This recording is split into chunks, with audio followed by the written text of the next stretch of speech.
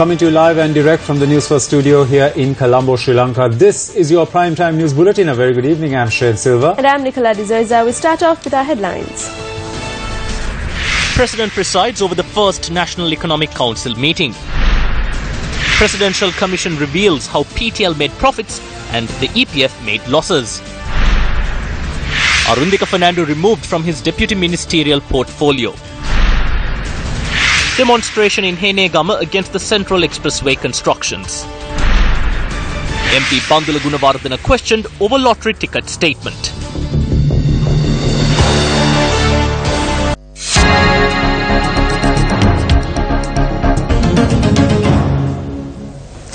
The National Economic Council, appointed by President Maithripala Sirisena to strengthen the national economy of the country, convened for the first time today at the President's office. Prime Minister Ranil Wickremesinghe, Minister of Finance and Mass Media Mangala Samaraweera, Minister of Special Assignments Sarath Amunugama, Minister of Science, Technology and Research Susil Premajantha and several secretaries of ministries have attended the meeting. Addressing the meeting, President Maithripala Sirisena pointed out that it is the responsibility of the National Economic Council to take decisions regarding the economy of the country while giving priority for the local agriculture and industries. The head of state emphasized that it is the aim of the council to take steps expeditiously in order to strengthen the rural economy of Sri Lanka and overcome poverty. Will local government elections be held this year? Chairman of the Elections Commission, Mahinda Deshapriya, discussed the constraints the Commission faces with regards to finding a suitable date.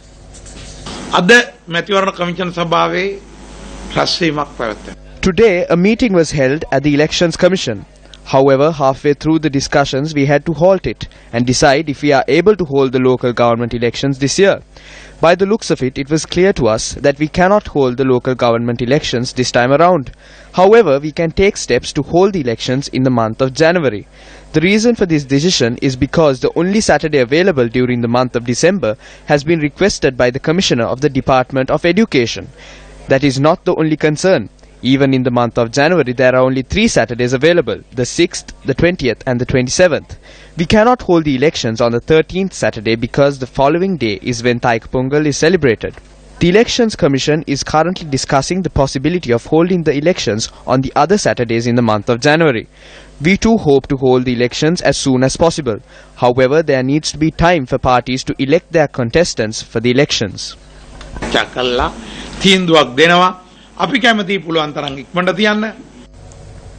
Deputy Minister of Tourism, Development and Christian Religious Affairs Arundhika Fernando has been removed from his ministerial portfolio. The President's Media Division announced that Fernando was removed under the powers vested in the President under Clause 46(3)(a) of the Constitution. A communique issued by the President's Media Division said the decision to remove Arundhika Fernando from his deputy ministerial portfolio comes into effect from today.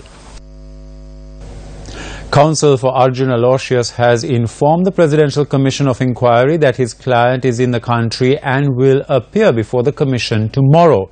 Zulfiq Farzan reports on Bondgate. Detectives assisting the Presidential Commission of Inquiry had visited the residence of Arjun Aloysius today as he had failed to submit the bank statements that were requested from him to the Commission today. Now, Acting Solicitor General Dapula D. Livera informed the Commission that unverified reports note that Aloysius had left the country.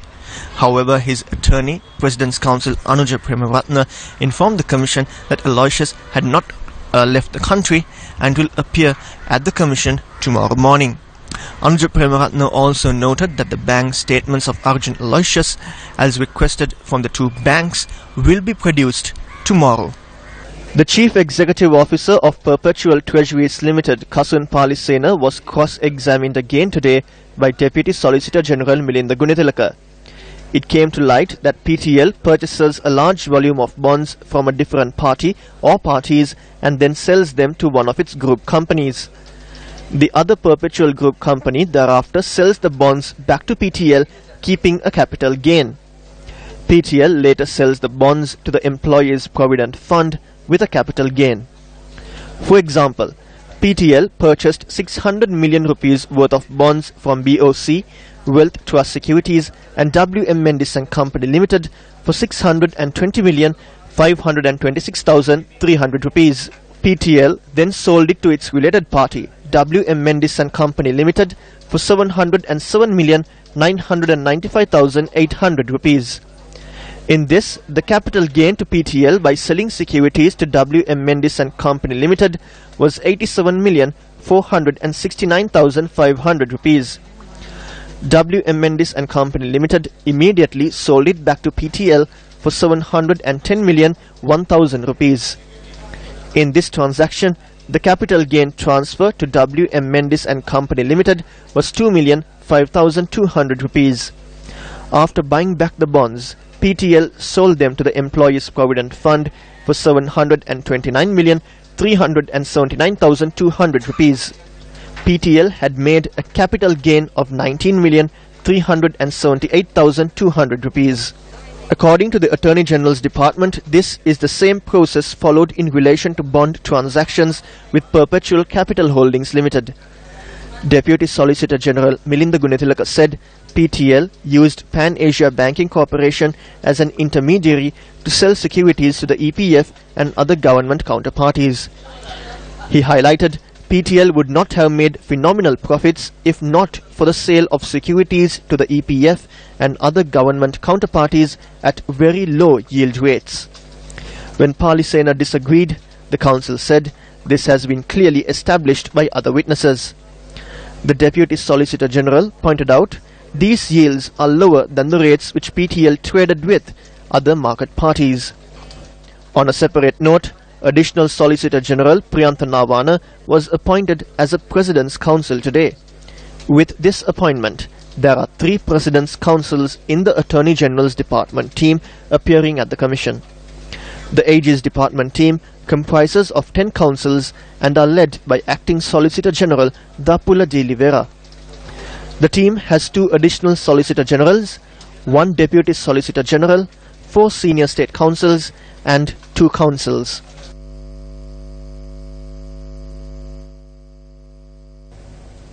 Residents in Kurunegala staged a demonstration today claiming they are losing their property due to the construction of the second phase of the Central Expressway. They charge that they have not received reasonable compensation, adding that the initial plan for the expressway to be constructed on concrete pillars has now been changed. The second phase of the Central Expressway will be constructed from Mirigama to Kurunegala, spanning 40 kilometers. Residents of Henemulla, Kurunegala, where construction on the second phase has begun, staged a demonstration there today, causing obstructions. At meetings, we were told that the expressway would be constructed in fields on pillars and not a single shovel of soil will be filled on these fields.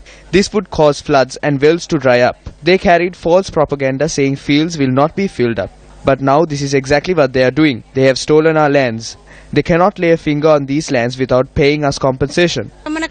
There has never been a landslide in these villages, but it happens now. Once we are buried under a mound of earth, they will only recover our bodies after about a week or 2. We know what happened in Gaul.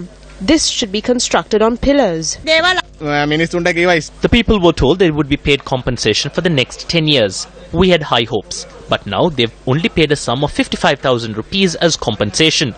So where can a person who has a 20 perch land buy another plot of land for around 1 million rupees? I lost 109 perches on my field and I have not received a single cent in compensation. We have nothing now. Kurunegala Divisional Secretary AMSK Ekanayaka arrived at the location and held talks with the protesters. He said that a discussion would be provided to the residents with the faction involved in the construction of the expressway on Thursday. If the country has no money, please refrain from constructing highways. We are not saying don't make highways. All we ask is not to steal the funds in the country. The people have no fields. They have been robbed. We are the ones who have to drown when it rains.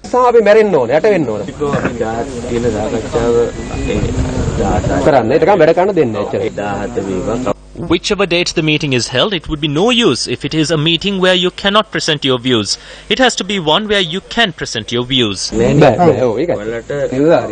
If we are told in writing that it would be constructed on pillars, we will silently abide by it, worship them and leave. That is all. But do not try to balance both sides.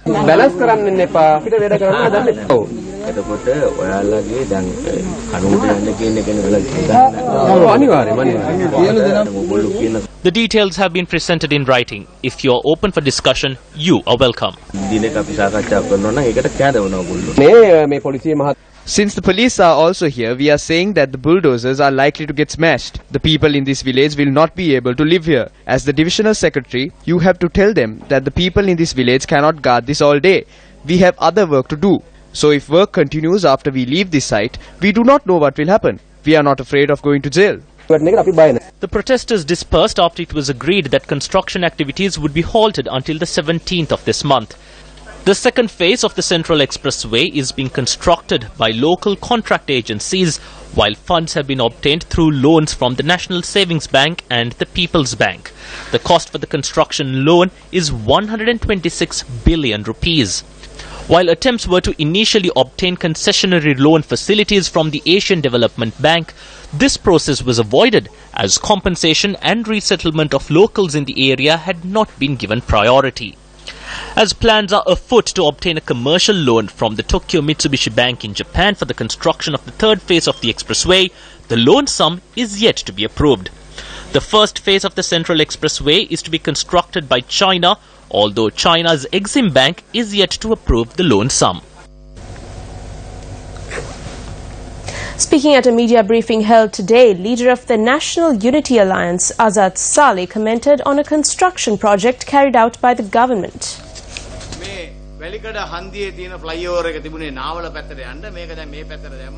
The flyover at the Velikada junction was diverted towards Navala. The businesses and houses there were demolished and haven't even been compensated. They say that it has been awarded without a tender. I think the President has a duty to the people to intervene and call for a full report regarding both the central highway from Colombo to Kandy and the flyover and inquire into the massive controversy surrounding them. His Excellency the President should make a statement to the people saying that these are made out of metal and not gold. Who has extorted money from this and why has this money been stolen? We all saw controversy surrounding the filling up of a land in Rajagiriya. To whom does this land belong to? Who filled them? The people must be given this information. Lokuitana is a person who purchased a Marriott hotel for Mahinda Rajapaksa. He came here and started a tyre company. He purchased a company from Malik. Where did that money come from? The President must find out all this information.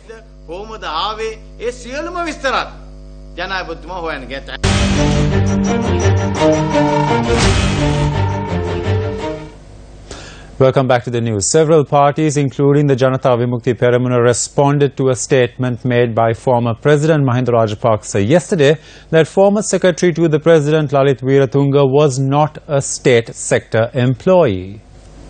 When J.R. Jayawardena drafted the constitution and the executive presidency, Lalit Veeratunga served as my secretary, not as a state sector employee. A president secretary does not come under the state sector. He calls himself an attorney, doesn't he? Ask him to thoroughly read the 19th Amendment of the Constitution. The 19th Amendment to the Constitution clearly lists out those who do not fall under the category of state sector employees, and the Secretary to the President is not included in that list, so one can assume that he committed this act of bribery before the 19th Amendment was passed. But even in that case, it states that you cannot violate a written constitution. Even international law cannot be violated. They are trying to imply that Lalit Veeratunga is not involved in this scam by putting the blame on the Constitution. But the general public knows what he did. If this is a government of policy, they should be mentioned in the budget proposal when presenting it to the parliament. රාජ්‍ය ප්‍රතිපත්ති පිළිබඳව සඳහන් කරද්දී අයවැය යෝජනා විදියට මේක කියන්න ඕනේ. ප්‍රකාශයට පත් කළදී මේව බෙදන්න බෑ කියන නීතිය ඔබසාරිතුමා පොළොපුණා. No, we had sent these to the respective provinces in advance, so the officials there had distributed them. ඔබතුමාගේ ඡායාරූපයත් සමග No, that is a lie. මැතිවරණ කොමසාරිස්තුමා පැහැදිලි The Elections Commissioner has issued a letter in 2014 with a heading Violation of Election Laws in State Sector Level at the 2014 Uber Provincial Council election. The letter reads, if silk cloth was distributed under government expenditure, it falls under this category. Even if it was distributed at the expense of a certain person or private wealth, distributing them during election period with a candidate's name or number displayed on them. It goes without saying that this is also a violation of election laws. 600 billion rupees of the country's money. Didn't the devotees wear silk cloth at all for them to distribute this specifically during election period? A loan was also obtained for this. A single family utilized 60% of the country's wealth. The second point is that we were given only a little, and even the elephant fences were built by Basil. Basil did not even let us construct a toilet. That is how they made use of their ministerial portfolios.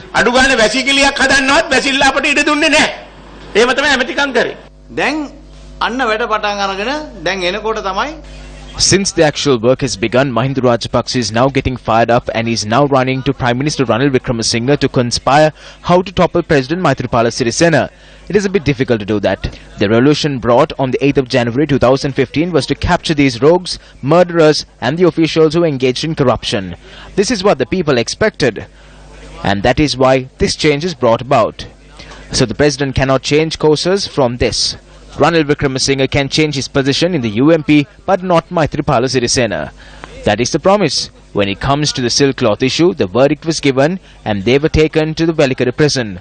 They changed their attire into prison clothing and you see the lawyer taking the suit and tie away. That is all you see. No one knows what happens after that. They were immediately taken to the prison hospital. We request the President and the Prime Minister to immediately send a group of medical officers to the prison hospital. Change the doctors in the hospital if they have done something wrong. The petition filed requesting legal action to be taken against those who attacked a group of protesters at the Velikada prison and killed 27 inmates was taken up at the Court of Appeal today. The Court of Appeal postponed the case filed by a resident of Tissa Maharamya to the 17th of October. The Committee on Protecting the Rights of Inmates staged a demonstration opposite the Velikada prison today. A street play regarding the rights of inmates was performed during the protest and signatures were also obtained for a petition. The petition was handed over to the Minister of Rehabilitation and Prison Reforms, D.M. Swaminathan, who arrived at the location of the protest. The civil activist also spoke with the Minister regarding the actions of the prison hospital doctor.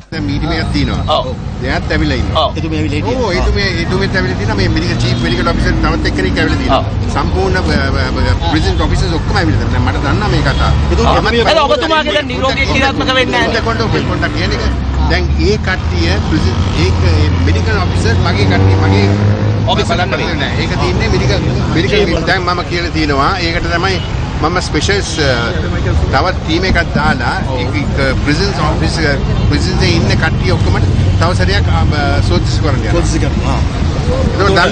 මේකට වාර්තාවක් තියෙනවනේ ඒ ඉන්න පුද්ගලයෝම ඉන්නවනේ ඔබතුමා හොඳටම දන්නවා මාස 3කට ඉස්සර කරපු වාර්තාවේ සෞඛ්‍ය අමාත්‍යාංශයට මොකද තියෙන්නේ කියලා සෞඛ්‍ය අමාත්‍යාංශයේ මේ තියෙන ප්‍රශ්න ගැන කතා කරාම සෞඛ්‍ය අමාත්‍යාංශයේ වාර්තාවක් තියෙනවා ඒ වාර්තාව යට ගහලායි තියෙන්නේ ඉතින් කතා කරන්නේ කෑ ගහලා වැඩක් නැහැ නේ අපි වයි නිකන් කතා කරමු ඒක තමයි වයිඩයක් අපේ මේකට අපි ආන්නේ නෙගෝෂিয়েට් කරලා මමත් කියන්නේ ඒක තමයි මමත් කියන්නේ මේ අදාළ මේ කොටසෙන් කොහොමද මේක කරන්න කියලා තමයි මමත් බලන්නේ ඒක තමයි දැන් මම දැන් මීටින් එකක් දාලා තියෙන්නේ මගේ ඔෆිස් එකේ ඒක දාලා තමයි මම දැන් ඇවිල්ලා තියෙන්නේ මට හොඳට දන්නවා මෙතන මොකද වෙන්නේ කියලා මෙතන පංගුවක් මිනිස්සු කට්ටිය ඉන්නවා අමතුමා මේක අමතුමා ඒ පැත්ත නෙවෙයි දැන් මේක කොල්ල වැඩක් නෑ මගේ ඩියුටි මම කරනවා වසර 4කට වාරයක් සිරකරු සමාලෝචනය කරනවා කරලා මේ බන්ධනාගාරයේ දැන් හෝම්ලි ප්‍රතාපත් දැන් අලුතෙන් මම නීතියක් දාලා තිනවා අනිත් එක දෙවෙනි එක දැන් මේ බන්ධනාගාරේ දැන් අපි මාර්ග කරන්න යනවා දැන් මගේ ඔෆිස් එකේ මීටිමක් තියෙනවා ඒක දාලා තමයි මම because ඔයාට කර කරන් තමයි මම ආවේ කොහොමද really appreciate තමයි ආවේ ඒක බය වෙන්න එපා මම කියන කරන ඔක්කොම කරලා දෙන්නම් කොනේ දැන් මේ අර අපි අල්ලලා දාපු හොරු දෙන්නට චයිනීස් එවන්නේ මොකද එවතුමා ඒකට ඒගොල්ලන්ට චයිනීස් නෑ චයිනීස් ඔක්කොම නවත්තනවා මොකද ඒගොල්ලෝ කෝටි 60ක් හොරගම් කරලා දෙනවා පබ්ලික් මනි මිලියන 600ක් දැන් they are spending very comfortable life here they are eating Chinese so we have to do something for that Thank you. Officers of the Colombo Fraud Investigation Bureau recorded a statement from parliamentarian Bandula Gunawardena at his residence today over a statement he made on the printing of lottery tickets. Police said the National Lotteries Board had lodged a complaint with the Inspector General of Police over the statement he made that fake lottery tickets had been printed. Following the complaint, MP Bandula Gunawardena had been informed to arrive at the Colombo Fraud Investigation Bureau. However, since the MP had failed to do so, officers of the Colombo Fraud Investigation Bureau recorded a statement from him at his residence. Sri Lanka Broadband Forum 2017 under the theme A Better Connected Sri Lanka was held in Colombo this morning. The event was organized by the Ministry of Telecommunication and Digital Infrastructure and the Telecommunication Regulatory Commission of Sri Lanka. Speaking at the forum, Chinese ambassador to Sri Lanka, Yi Zhangliang, commented on China's relationship with Sri Lanka. We have no any hidden agenda here. China-Sri Lanka cooperation is open, inclusive, transparent. China will set up the joint venture with Sri Lanka. So this joint venture will be the operator of the port. No any port could be used with one country. It should be open to the world. This is trade, this is commercial. We should not politicalize the business issue. And also yesterday, when I came back from the North Central Province, I met with one official from U.S. She said China paid so much no concessional loan to Sri Lanka. This is the problem of the Sri Lanka debts. And China has no enough donation to Sri Lanka. U.S. is the greatest donation to Sri Lanka. Might be.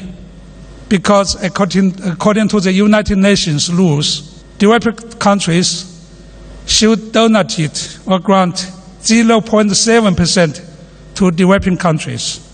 China is a developing country, but we do what we can. We do what we say.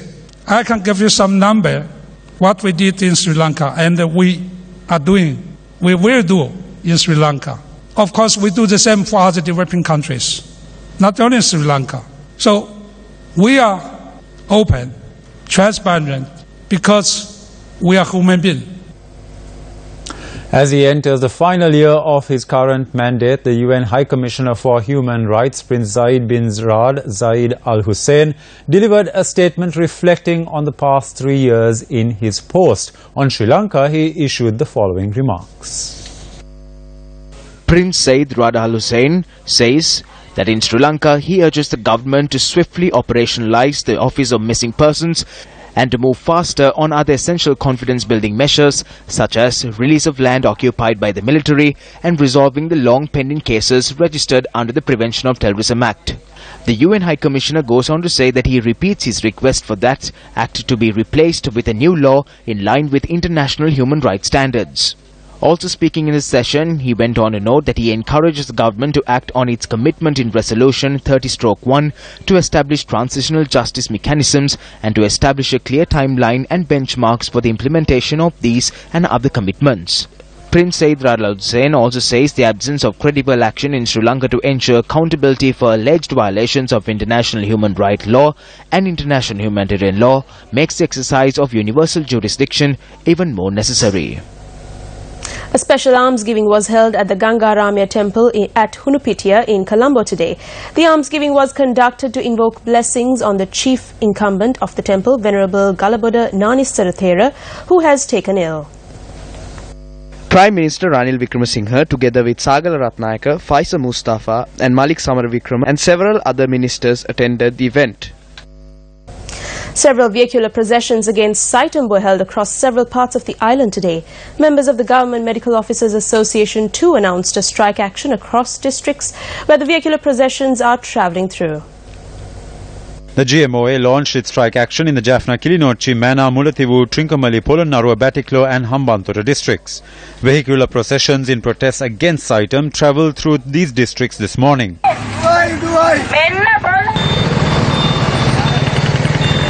The groups which rallied under a common slogan saw the participation of political activists from trade unions, members of the joint opposition, the JVP and the Frontline Socialist Party.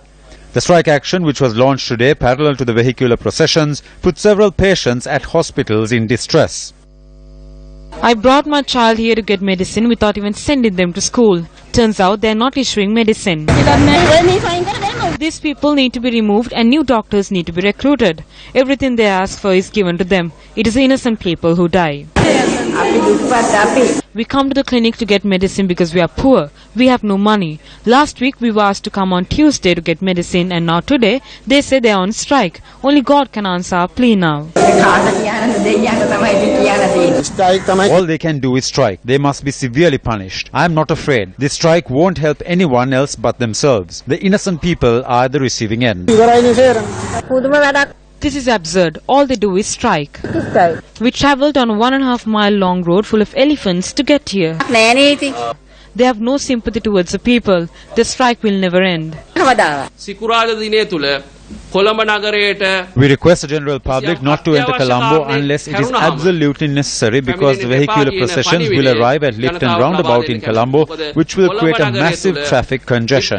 Close to 5,000 vehicles are expected to arrive in Colombo. ආසන්න ප්‍රමාණයක් කොළඹ නගරය ආක්‍රමණය කිරීමට නියමිතයි. දැන් ශිෂ්‍යයෝ තව ඉතුරු වෙලා තියෙන්නේ Students are now left with the only option of taking up arms. We warn the government in advance that this issue will come to a point where students will get agitated and respond with violence, but they ignored us. What is the Government Medical Officers Association preparing for by constantly threatening and intimidating the public? Well, that's a wrap of your primetime news for tonight. Thank you for joining us. For the Newsfirst team, I'm Nicola De Zoiza. And I'm Shin Silva. Take care and good night.